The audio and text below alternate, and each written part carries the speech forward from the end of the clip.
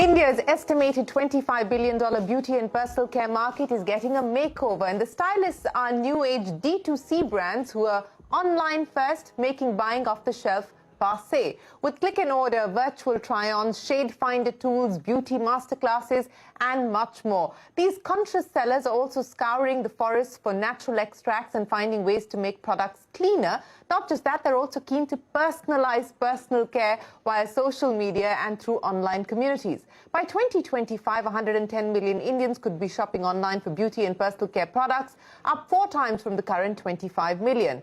Turning the online personal care and beauty opportunity into a $4.4 billion market. And it's not just the consumers who are smitten by this direct-to-consumer revolution. Between 2014 and 2020, venture capital investors have pumped in $1.4 billion into D2C brands, of which 54% have gone into beauty and the fashion segments. Some of the world's largest FMCG brands figure among the investors, with many of them even acquiring these fast-growing startups. It's clear the opportunity is immense, but turning these disruptive brands into profitable businesses requires scale, volume, and in most cases an omni-channel approach. In fact, a D2C founder recently said that it has never been easier to launch a brand, it's never been more difficult to scale it either. And that brings me to the question that we're asking today. What does it take to build a disruptive D2C beauty and personal care brand in India? Hello and welcome to Young Turks, India's longest running show on startups and entrepreneurship. I'm Shereen Bhan. To discuss this further, we're joined by Pritesh Asher, the co-founder of Juicy Chemistry,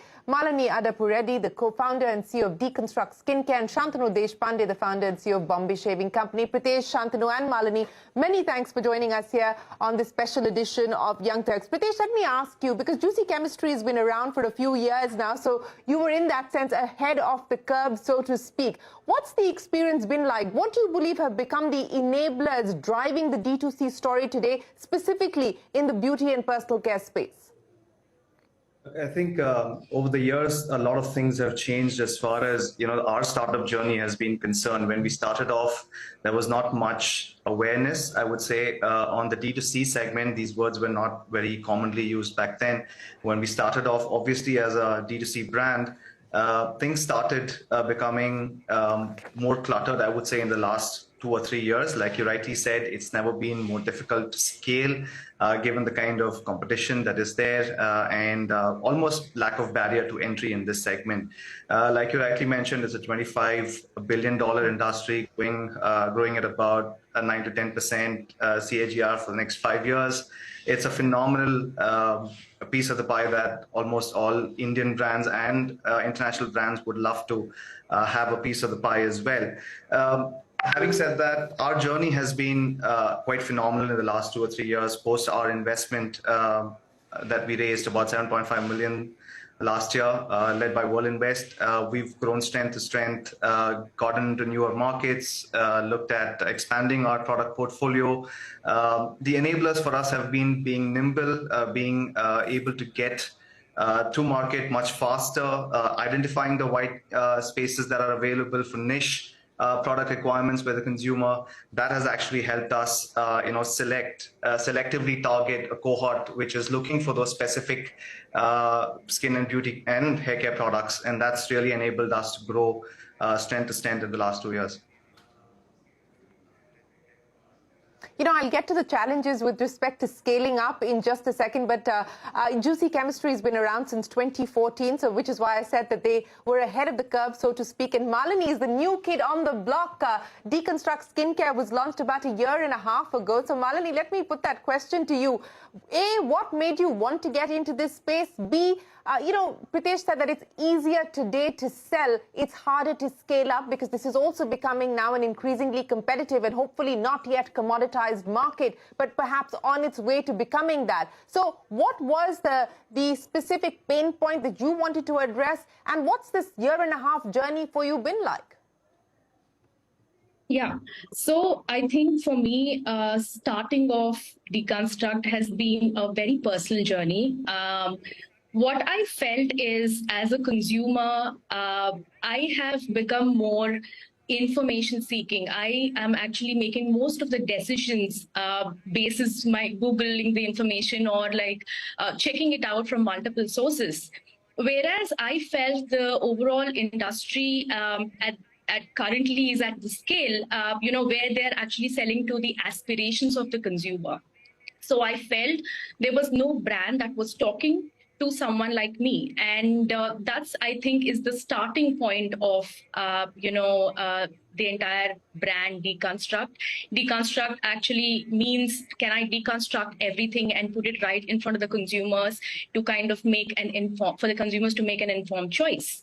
And, exactly with that, our value proposition is information over impulse. Can you make decisions basis all the information that is provided by us? And that's basically the entire inspiration for me to start this brand. And of course, from a business perspective, I think India is still at a nascent stage with beauty and personal care. There's a lot more innovation. There's a lot more penetration to be explored in the market. From a wallet share perspective, India still spends much lesser than even similar per capita nations with respect to beauty and personal care. That means there's a lot of scope and there's a lot of scope for innovation as well as penetration into the market. And, this is basically the reason why I would say I thought this is the right brand to start in this specific market. And then coming to your second question, yes, it's never been probably easier, as you mentioned, to start a brand, but it's also very difficult to scale a brand. But when you are actually starting a brand, I think the most important thing is, do you understand the pulse of the consumer? Do you know what your consumer is wanting and can provide a solution so concentrated to their problem? I think that's the crux that needs to be cracked. It's not easy, but when you yourself is the consumer, I think it kind of puts you in a better place to crack that. In fact, our organization is made up of 70% women, which is basically represents our consumer base. And that's a very conscious choice we have made right from the start. Yes, scaling is difficult. As I said, for us, one word mantra is how well can you understand consumer, understand their pain points, and give a targeted solution for that. Yeah. Absolutely. So how personal can personal care really be? That's the big question, and that is the opportunity that people like Malini and Pritesh are hoping to address. Shantanu, let me come to you now. You, of course, launched Bombay Shaving Company in 2016, so your experience is somewhere in the middle of Pritesh and Malini. But before I talk to you about the Bombay Shaving Company, let's get the elephant out of the way, or out of the room, Shantanu, so to speak. We didn't know that you would have become such an internet sensation when we called you to come on to Young Turks to talk about the beauty and personal care market. Let's address this issue. Your LinkedIn post has gone viral. It stirred up a massive debate online on your comments that, in the first few years of your work life, you need to focus and prioritize work. The 18-hour statement that you made has evoked a massive response. Shantanu, did you anticipate this reaction? What do you make of what you're seeing online? I'm actually quite, I'm amazed to see, actually also realize that sometimes personal contexts can be narrow. A nuance is often lost when you post it on a LinkedIn, on a LinkedIn post, for example. So I recognize that it would have touched a nerve for people after reflecting on it. But at the time, it was actually a very casual. I'm a very casual and honest person. If you see the kind of stuff I put online, it is fairly candid. This one I think triggered a nerve for a lot of people who may have been in unfortunately toxic workplaces, bad bosses, politics in the organization. They're putting an effort and not reaping the result. So the message, I think, was misplaced for a lot of people.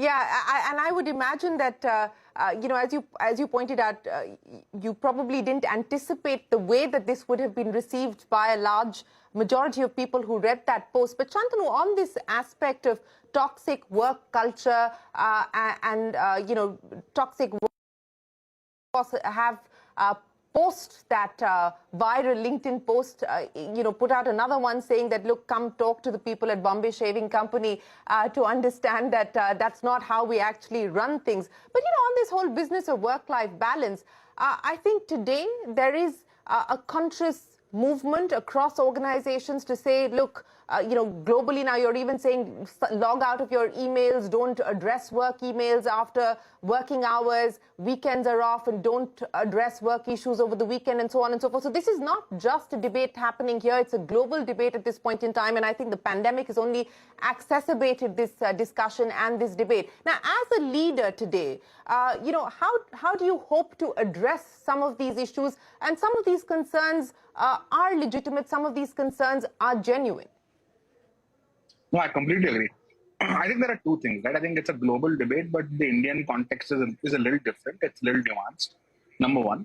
Number two, work-life balance at different stages of life is different. For someone who's maybe much older, the amount of responsibilities that the person has are very different. And my post was actually very specific for a 5-year window that people have when they first join a job to when when they become 27, 28, when their responsibilities might start going up. Because I think we are, as a nation, we are on the precipice of, I think, something amazing at an enterprise government national level. And generally, working hard is a tenet of the Indian middle class. That's what our parents taught us. It's not like the message was off. But I think it depends on stage of life where you derive energy. When you have a lot of energy and enthusiasm, honing your craft, it could be any craft. You could be an athlete playing cricket for India. You could be a guitarist. You could be a business person. You could be an employee at a company, whatever. That if you can you can build the muscle for the first 5 years when you have max energy, you can then flex it for the next 30 years and your career graph becomes very different. So it's worked for me. I think I've seen it work for a lot of people. And, people like Sachin have said that, I used to bat 18 hours a day and so on. So I think the number 18 hours is more representative of doing it your own. Yeah. This is a whole other debate, and we will probably get you back on and have this another time. But Shantanu, let's talk about the Bombay Shaving Company now, and I want to understand from you what the journey and the experience has been like. You've got big investors on board, from Reckitt to P&G. So take me through what the experience has been like for you so far, and more importantly, what's the kind of headroom for growth that you foresee from here on? No, absolutely. I think one correction, Shereen, we have Reckitt and Colgate-Palmolive, not Procter. Procter actually owns Gillette, Colgate, which is our biggest. My mistake. My mistake. No, Procter owns Gillette, which is yeah, we respect Gillette a lot and someone who we look up to. So Bombay Shaving Company started as a premium shaving brand. We have kind of evolved into a hair removal brand with a lot of adjacencies in beauty and skincare, but we are at the very core hair removal. Any unwanted hair on your body, whether you're a man or a woman, we want to give you a sensorial experience, a joyous experience to remove it, because we believe if you remove unwanted hair, for example, someone like me, I'm bald. I like to remove hair on my head. Pritesh looks like someone who clean shaves, so someone like him wants a clean shave. If Malini wants her eyebrows trimmed more often than not, I think we want a product for everyone, and we believe that the delta in personal perceived self-beauty is highest when you remove unwanted hair in a nice way. So that's where we have evolved. We are now roughly a 250 crore net brand per year, of which almost 20% comes from our women's business, which is a brand called Bombay, which we launched 1 year back. I believe both those businesses are very different. Hair removal for men and hair removal for women are very different businesses with different headrooms for growth. I think for men, it's a offline heavy grab and go category where we are taking on incredible incumbents. So we'll have to focus on innovation, well-priced products, and high quality of competitive experience, right? With women, I think for Bombay, we really need to focus on innovation, making sure that women's hair removal needs are very, very diverse across body parts. And right now the market is very, very underserved. Unlike men, where there are good trimmers and razors and shaving creams, where for women that doesn't exist, right? So there we need to be market leaders and market creators. And honestly, I think that's a different challenge. But again, the market there is almost 3 times as big as the one in men. So I think very different businesses, but headroom in both.